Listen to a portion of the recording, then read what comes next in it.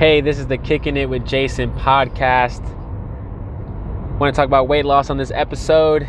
I'm currently driving through Ventura. Been on the road since 7:30. It's almost 1:30. Hanging out with some friends, about to go visit Christine and Daryl. And then visiting brother later tonight, get a workout in. And then get my sports cars graded tomorrow in Burbank. And I've been knocking out podcast after podcast after podcast. It's been fun. Listen to podcasts too, other people's podcasts. And one of them specifically that I've been listening to is Jordan Syatt's podcast. Jordan Syatt is an amazing trainer. He used to be Gary Vee's trainer. And the way he talks about coaching and his coaching methods and weight loss and dieting is very simple, very clear, very to the point, fun, relatable, easy to understand. And I love listening to his content because it makes me better as a trainer, makes me better as a coach. Trainers need trainers, coaches need coaches. Always look at people that have been doing this longer or smarter or better. And that's the way I learn. That's the way I continue to grow and become better as a trainer. I've been doing this for about 4 years now, since I was 24, 28 now.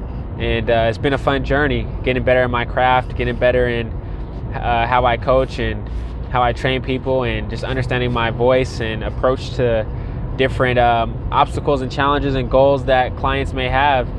And I think what I've noticed, just from teaching karate and being a karate instructor and being coached and having a coach all my life since the age of 8 and being competitive in martial arts and traveling, you understand that a lot of the work you have to do, you already know what to do, but so much is about the psychology and setting expectations.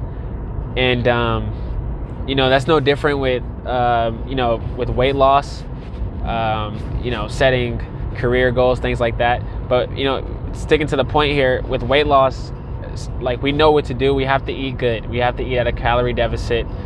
We have to understand that the scale goes up and down. We have to understand that we have to work out. We have to be very consistent. And if we do mess up, quickly forgive ourselves. But, we know what to do. We know, for the most part, what to eat, how to eat. And there's maybe have to be some adjustments along the way. There's always time to switch up things. There's always time to, there's times where you have to change the method of how you're eating because you're at a different point in your life. You're at a different mental area of your life. And, so things have to switch up, and that's what good coaching helps with. And, as you're training, as you're into your fitness, as you're the one doing the workout, you have to understand that things are going to change for you psychology-wise and body-wise, and you'll start to understand yourself more and what works for you and what doesn't work. And that's the fun part about coaching, is helping everybody understand that what works for somebody else may not work for that exact person, and you have to find what works for them. You have to fine-tune a way that works for them. It's like a car. For the most part, cars have the same anatomy to them, tires, body work, steering wheel, engine, but maybe the oil and how that car drives, a certain part in how that car drives, a certain piece to how that car operates is going to be different. And that's the same thing with coaching, and understanding how to get this person from point A to point B is much different from getting another person from point A to point B. And just listening to Jordan Syatt's podcast was amazing. Very good episode. He had one of his clients on there, and she was just talking about her weight loss journey, and he was super proud of her. And through that whole conversation, it was like an hour conversation. He was just listening to her, just having her tell her story, and he was just listening. Very good listening. That's what you have to be very good at as a trainer, as a coach, is listening. Just listen to what's going on, asking questions, asking questions, getting data on your client, getting a lot more of what's going on in their head, and you can better understand them and help them make the correct next move. And it's not always a drastic move. It's not always about, well, let's figure out what's wrong with you. No, it's about, all right, let's talk about everything that you're doing right, and let's talk about the next small detail that we can adjust to get you to where you need to be next, or to get you that much closer, or get you that much better at understanding yourself as a client. Sorry if this glitched. Had a phone call come through. But yeah, so that's what it's about, getting yourself to understand yourself better, so you can get that much better at understanding yourself through your workouts, through your workout journey, and just knowing that you're gonna be okay. You're gonna be okay. And so much with weight loss, as I was saying, is that it's about setting expectations and having the correct psychology to what's going on. So when it comes to one person, they might have a bad food relation, right? They might have a bad scale obsession, and you have to coach them in that, understanding that if you're eating this much amount of food, you're binge eating. There's ways to fix that. Or if you don't understand calorie counting, or if you do enjoy calorie counting, then we'll set up how you can eat to make that work for you. And if you already are at a calorie deficit and you feel like you're at a point where it's kind of draining, energy's not that good, then it's okay to take off for a few weeks of that calorie deficit, kind of maintain, and then get back to it to where you're happy and more energetic again. It's not about what works